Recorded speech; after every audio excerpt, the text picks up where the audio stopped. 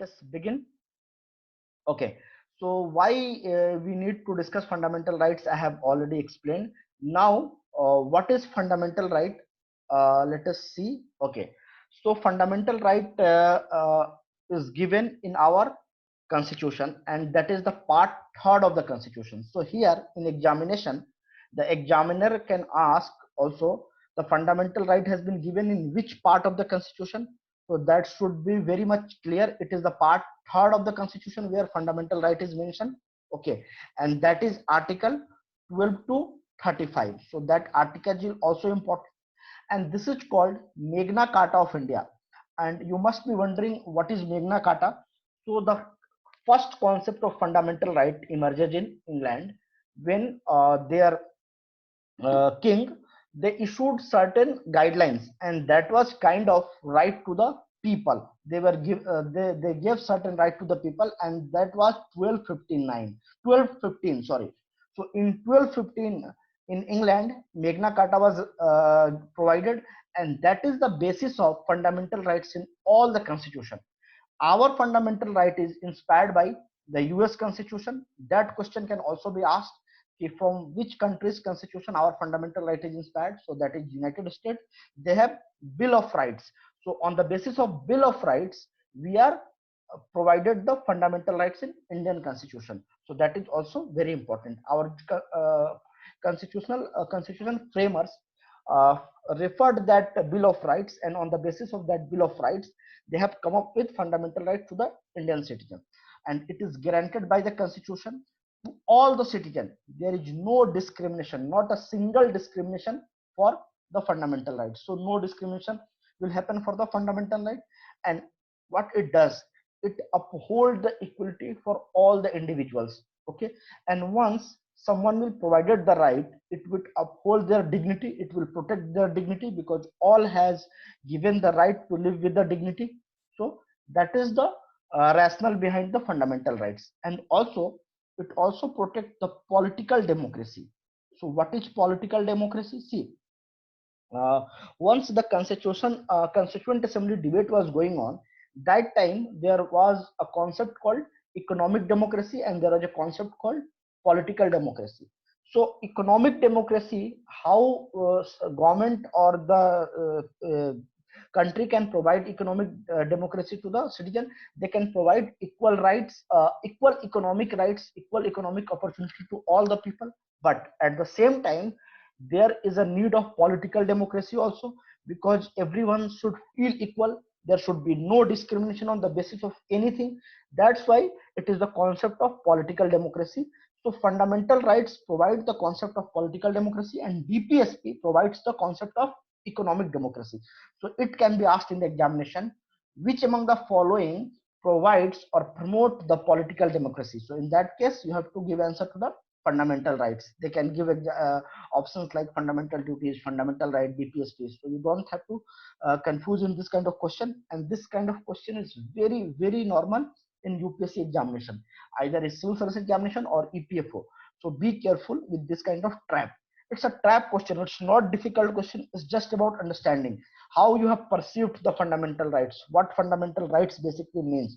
So for the time being, we'll discuss the different features, then we'll get the more clarity how you can understand or perceive the fundamental rights. Okay, and it also protect the liberties and the freedom of the people. So that is obvious. If you're given certain rights, it will give you the freedom, and it will provide you the liberties. Right now there are 6 fundamental rights, but in original constitution there were 7 fundamental rights. One fundamental rights that was given in article 31, that was uh, right to property. So right to property got deleted in 44th constitutional amendment in 1978. So right now we have total 6 fundamental rights, and that is right to equality, that is in article 14 to 18, right to freedom 19 to 22, right against exploitation. See, that right against exploitation is very important for you people, because many labor laws come from this article, like forced bonded labor laws come from this article. And it is fact many factory law related to children is coming from the right against exploitation. So that is very important for EPFO aspirants. So keep in mind. Next thing is right to freedom of religion, that is article 25 to 28. Another right is cultural and educational rights, article 29 to 30. So that is also very important. Right to constitutional remedies, that is article 32. So just keep in mind all these articles related to fundamental rights, and remember that we had 7 in the original constitution and 31 got deleted.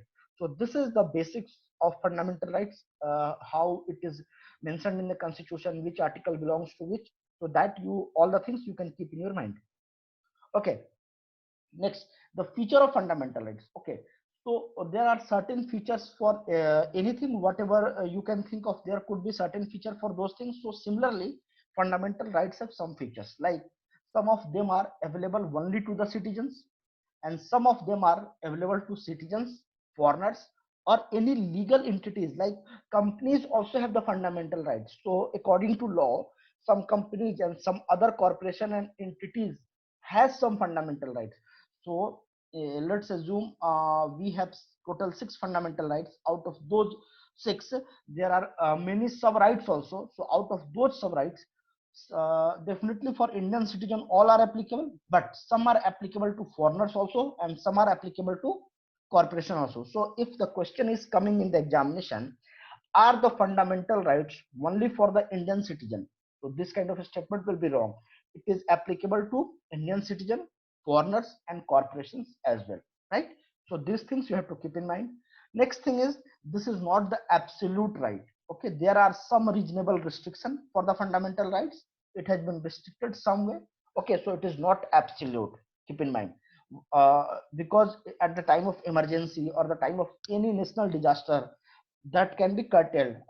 Current example, we have lockdown, but we have right to move anywhere in the India. But at the time of emergency, this right has been curtailed. There is a restriction in the movement. Okay, so this kind of thing can come. Okay, most of them are available against the arbitrary action of the state. What does it mean? See, any government or can take any decision. Okay, but the point is, uh, government cannot take any decision randomly. There should be a law for that, then only they can take the decision. Okay, so fundamental rights protects you from the government's arbitrary decision. Like uh, some you can see there, our migrant workers are moving here and there, they are going from one state to another state, and some people have filed a petition in the Supreme Court also, the government should allow their movement. So that petition has been filed against the fundamental rights of the migrant workers. So see, it's a state decision, and some people feel that it's a very arbitrary decision and very random decision. That's why they went to the Supreme Court. So it protects you against the arbitrary decision of the state. State here means the government, the country, and any authority. Okay, some fundamental rights is negative in nature. What does negative means? Negative means it place some restriction on the authority, on the government, so that if we are prohibiting something, if we are limiting something, that is negative in their character. And it also provide some privileges to the citizen of India, so that is the positive in nature. So our fundamental rights have both negative and the positive features, so that point you have to keep in the mind. It is justiciable. What justiciable means? You can move to the court if someone is violating your fundamental rights. Okay, so in case of violation, you can move to the court, that is justiciable. Okay, and they are defended and guaranteed by the Supreme Court, and you can directly approach to the Supreme Court. In case of violation of fundamental rights, it's not necessary first you have to go to the lower court, then you have to go to the high court, then you have to go to the Supreme Court. No, you can directly go to the Supreme Court. So that is all about the fundamental right. Okay, and it is not sacrosanct or permanent.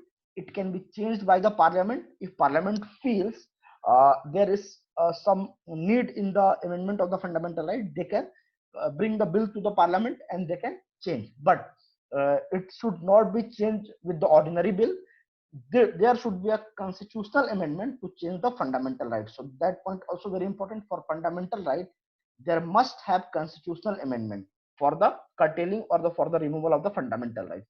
You cannot change fundamental rights with the help of ordinary bill. So that point is also very important. Okay. They can be suspended during the operation of national emergency. Of course, in case of any national emergency, the fundamental rights can be suspended. Okay. But one more thing, the right given under Article 20 and 30 cannot be suspended even during the national emergency. So that is also very important point. Keep this point in your mind. Right given in Article 20 and 21 cannot be suspended during national emergency. Okay. And for paramilitary forces, those people who is in paramilitary forces or armed forces, they can be restricted with the fundamental rights. They cannot demand the fundamental right like normal citizen. We all are not in the army, so we are a normal citizen, so we cannot demand the fundamental rights. Sorry, uh, army personnel cannot demand the fundamental rights like we are demanding. So there is restriction for them, and it is mentioned in Article 33. So you can see that everything which can be the possible implication, negative implication from the fundamental, it has been written in the constitution. So government should only follow the constitution. It's not they can randomly take any decision and they can say okay कल से army personnel के लिए right नहीं होंगे. It's not like that. They are bound by the constitution. They have to uphold the sanctity of the constitution, and they have to implement any law within the framework of the constitution. Okay. The application can be restricted while martial law in the force in the area. So if some emergency situation in any area and martial law has been implemented, there some rights can be curtailed. But the challenge is there is no fixed definition for the martial law. Constitution does not define what is martial law. They just say in Article 34, in case of martial law, the fundamental rights can be restricted. But what is martial law? They have not defined it. Okay, so that's the problem here. But it's very rare. There is no as such example where martial law have been implemented except at the time of emergency. So for the time being, we are safe for this article. Okay, most of them are directly enforceable, uh, while few can be enforced on the basis of law. So all the fundamental rights given from Article 12 to 34 is directly enforceable, but for some or for more clarity, time to time government come up with some legislations, and that is that can be implemented in the country. And one more important point, those legislation can be prepared only by the parliament. No state legislation is allowed to prepare a rule for the implementation of the fundamental rights. Only parliament can prepare rule on the fundamental rights. Why? Because there should be a uniformity throughout the country. That's why only parliament is allowed to prepare rule for the fundamental right. No state legislation. Otherwise, many state has their self-interest. They can make any random law for their self-interest. So that we have to, avoid that. That's why only parliament can prepare law. Okay, so there is a article called Article 14. So basically in 12 and 13 as such, there is no rights mentioned. In 13 the state definition has been given.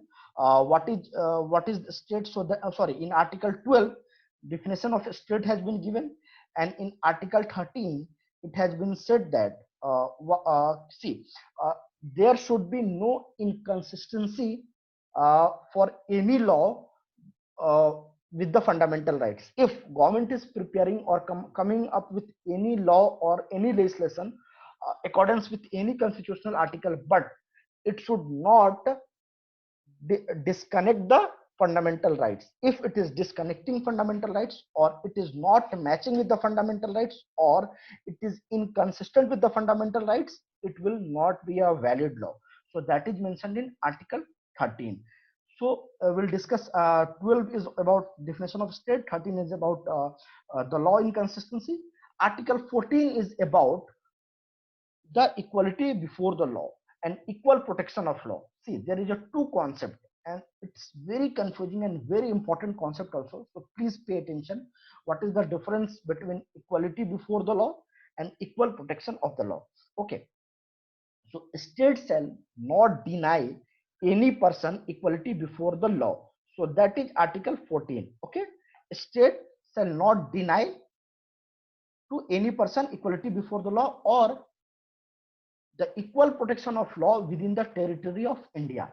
So what India has done, India has adopted both the concept, but the concept equality before the law is a British origin. I mean, it's a British concept, and equal protection of the law, equal protection of law is the American concept. And what is the difference? See, equality before law is a supreme thing. Matlab, the law cannot be discriminated against any person, and equal protection of law is like, see, within the law everybody is protected, but the interpretation of law may vary from person to person. So equality before law is a supreme concept, and equal protection of law is little minor concept than equality before the law. So that understanding you have to be sure about. Okay, the absence of any special privileges, we are talking about the Indian context. Okay, so absence of any special privileges in the favor of any person, equal subjugation of all person to the ordinary law of the land administered by ordinary law courts. So what does it mean? See, if a person is going to a court, and if a VIP is going to the court, so law will be equal for both the people. Okay, if you must have seen many businessmen and many big people, those who are arrested, they are provided some privileges inside the jail also. They have provided some TV also, or something, some special bed or something. So this is there, but that you can argue that that is the violation of fundamental right.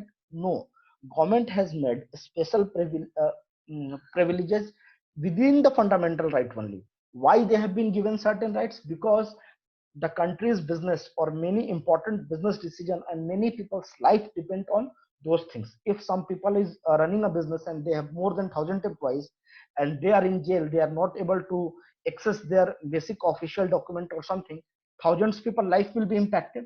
So in that case, government has come up with the rule within the fundamental rights only. Okay, no person is above the law, either it's poor or rich, or law should be applicable to all the people.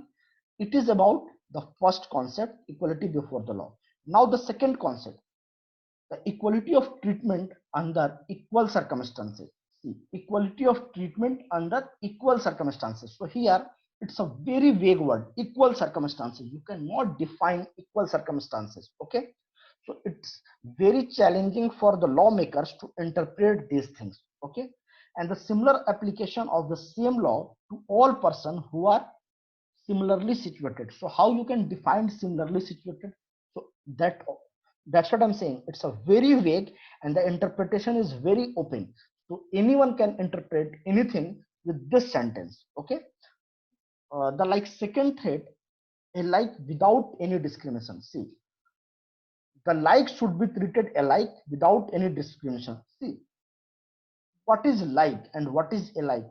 If you and me both are Indian citizen, and both let's assume both are living in the Delhi, so that is one similarity. But maybe both living style is different, so defining like is very challenging. Okay, that's what I'm saying. It is very much open to interpretation, and lawmakers can interpret according to their need.